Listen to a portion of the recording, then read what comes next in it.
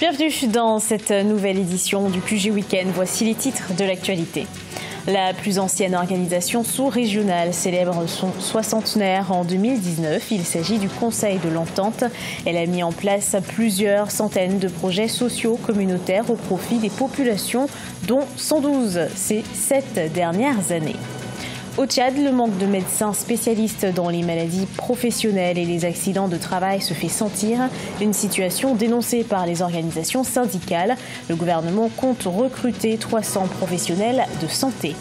Et puis en Égypte, l'équipe Ralala, passionnée de course, s'est lancé un défi pour réduire sa dépendance aux importations. Il s'agit de fabriquer localement une voiture de course pour des compétitions à renommée internationale. Mais tout d'abord, drame au Mali. Plus d'une centaine d'habitants d'un village peul du pays ont été tués samedi 24 mars par des membres présumés de groupes de chasseurs Dogon. Le massacre s'est déroulé à proximité de la frontière avec le Burkina Faso en pleine visite du Conseil de sécurité de l'ONU. Le dernier bilan fait état d'au moins 135 morts. L'attaque est survenue 6 jours après un attentat djihadiste à Dioura dans la même région. Elle visait un camp de l'armée malienne. 26 hommes ont perdu la vie selon un dernier bilan de sources militaires. Le Conseil de l'Entente, c'est plus de 100 millions d'habitants. Il regroupe le Burkina Faso, le Bénin, le Niger, le Togo et la Côte d'Ivoire. En 60 ans, cette organisation sous-régionale a mis en place des centaines de projets, mais reste encore confrontée à des défis comme le chômage des jeunes. Reportage de notre correspondant Olivier Djakotan. Le Conseil de l'Entente, plus vieille organisation sous-régionale, célèbre son 60e en 2019. Ce sont plusieurs centaines de projets sociaux communautaires réalisés au profit des populations, dont 112 ces 7 dernières années. La gouvernance politique dans l'espace Entente est de 55,6 sur 100 d'après ses responsables. Le Conseil de l'Entente a fait beaucoup pour son espace, pour la paix, mais aussi pour le développement. Au niveau de la gouvernance politique, nous suivons désormais les élections. Nous envoyons des observateurs à toutes les élections et nous produisons un rapport à nos États avec des recommandations. Peuplé de plus de 100 millions d'habitants, l'employabilité des jeunes, l'immigration, la lutte contre le terrorisme sont aujourd'hui autant de défis de l'espace Entente selon des experts. C'est d'abord un problème de sécurité, surtout dans ces sous-régions. Je sais qu'il y a beaucoup d'efforts que ces pays sont en train de déployer pour surmonter ces défis. Composé du Burkina Faso, du Bénin, du Niger, du Togo et de la Côte d'Ivoire, le Conseil de l'Entente a récemment signé un mémorandum avec la Fondation Mo Ibrahim. Objectif, accentuer la collaboration pour améliorer la gouvernance politique, sécuritaire, économique et bien d'autres. Difficile sortie de crise au Bénin. Le Parlement tente de trouver une solution à la crise préélectorale depuis le 6 mars. Les résultats des travaux de la commission sur la charte politique seront restitués en séance plénière ce lundi 25 mars 2019. Reportage de notre correspondant Lev Timouf. Vive réaction au cours des débats en vue d'une sortie de crise préélectorale à l'Assemblée nationale au Bénin. En séance plénière les 21 et 22 mars 2019, les députés ont débattu des propositions de loi dérogatoires au code électoral et à la charte des partis politiques suggérées par le comité paritaire.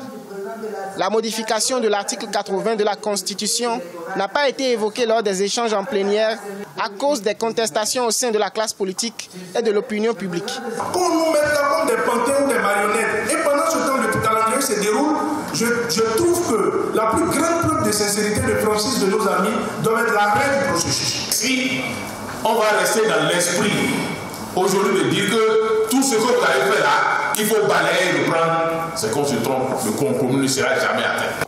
L'option de la procédure d'urgence de l'étude des lois dérogatoires pour les élections inclusives a été écartée au cours des discussions. Toutefois, 2 membres du comité paritaire ont contesté à travers une correspondance les travaux de la commission paritaire. Je ne suis pas là pour faire de la politique politicienne. Moi, je n'ai plus de carrière à faire. Si quelqu'un est contre ce que dit Guy Mitokwe, il va à la commission, il dit ça là-bas. Si Guy Mitokwe est contre ce qu'il y a dans le texte, il va à la commission, il dit ça là-bas. Mais c'est comme ça. Donc moi, je me reconnais parfaitement dans ce que j'ai fait. Le dossier portant loi dérogatoire au code électoral a été affecté à la commission des lois vendredi 22 mars 2019. Les résultats des travaux de la dite commission sur la charte politique seront restitués en séance plénière lundi 25 mars 2019. Par ailleurs, le président de l'Assemblée nationale n'a pas réussi à obtenir un consensus avec les formations politiques sur le code électoral.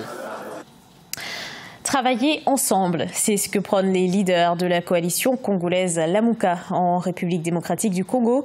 Ils ont élaboré une déclaration sur l'avenir de leur structure, une déclaration en 9 points qui reste à peaufiner. La coalition Lamuka doit déterminer ses objectifs précis, fixer sa feuille de route et adapter ses structures au regard de ces objectifs. Ils étudieront prochainement les possibilités de transformer la coalition électorale en une plateforme politique. Insuffisance de médecins, c'est ce que dénoncent au Tchad des organisations de travailleurs. Pour la Caisse nationale de prévoyance sociale, le manque de personnel qualifié touche environ 750 cas d'accidents de travail. Les victimes ont du mal à trouver un spécialiste. Mahamat Ramadan. Au Tchad, les maladies professionnelles et les accidents de travail sont récurrents alors que le pays ne dispose que de 3 médecins spécialistes dans ce domaine. Ces 2 dernières années, la Caisse nationale de prévoyance sociale a recensé environ 750 cas d'accidents de travail dont la plupart des victimes peinent à voir un spécialiste. Une situation dénoncée par les organisations syndicales. Nous avons beaucoup de travailleurs qui sont morts après avoir fini le travail dans le pétrole. Le TCC, tous ces travailleurs-là, il y en a qui sont morts, il y en a qui sont malades maintenant. Est-ce que ces travailleurs-là n'ont pas des maladies professionnelles? En principe, on doit voir leurs médecins, on doit voir les médecins de l'entreprise, puisqu'il y a un décret qui dit que chaque entreprise doit avoir au moins un médecin. Si vous avez plus de 20 salariés, vous devez avoir un médecin. À cause du nombre insuffisant des médecins de travail, les quelques rares structures de prise en charge au niveau national sont débordées. La Caisse nationale de prévoyance sociale est contrainte de débourser en moyenne 1,5 milliard de francs CFA par an pour les évacuations sanitaires. On a une équipe de 5 kinésithérapeutes, donc ils peuvent avoir jusqu'à 4 chacun le matin, 4 l'après-midi. Chacun peut traiter jusqu'à 10 patients par jour externes, sans compter les patients qui sont hospitalisés en service de chirurgie, en service de réanimation, en fait tous les services qui ont besoin de leur aide. Pour rappel, dans le budget annuel en cours d'exécution, le gouvernement a prévu le recrutement de quelques 300 professionnels de santé, dont les spécialistes des maladies professionnelles et de la rééducation fonctionnelle physique et psychique pour renforcer le dispositif existant.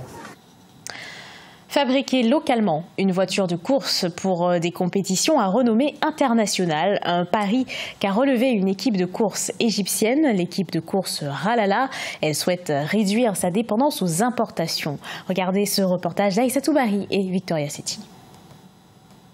En Égypte, l'équipe Ralala, passionnée de course, veut se frayer un chemin sur les pistes internationales avec une voiture assemblée localement. Cette initiative vise à réduire sa dépendance aux importations et développer l'expertise locale en la matière. Bien que certaines pièces de la voiture, y compris le moteur et les composants internes, le châssis et la carrosserie, sont fabriqués sur place. Au lieu de faire appel à des équipes étrangères pour la maintenance et la location de voitures, nous avons décidé de fabriquer des voitures similaires. La première étape consistait à acheter un design à l'étranger car ils ont plus d'expérience dans la conception de voitures de course. Puis l'ensemble du projet a été exécuté ici en Égypte. Les coureurs veulent passer à la fabrication et à la maintenance des voitures localement et espèrent pouvoir populariser le sport automobile dans ce pays d'Afrique du Nord. La voiture dispose d'une licence de la Fédération internationale de l'automobile afin qu'elle puisse être utilisée pour des courses internationales. Mon rêve est de hisser le drapeau égyptien dans une grande course internationale telle que celle du Paris-Dakar, la plus grande course du monde, ainsi que d'obtenir de bons résultats si Dieu le veut. L'équipe Ralala fait partie d'une communauté grandissante de coureurs égyptiens dont les efforts incluent la création d'une école pour former les amateurs de course. La voiture a été assemblée en 2012 et a depuis été utilisée par l'équipe dans les compétitions locales et internationales, y compris le Rallye Dakar en 2014. Ce journal a été préparé par l'ensemble de la rédaction. Merci à vous d'avoir suivi. Dans un instant, une nouvelle édition d'actualité sur Africa 24.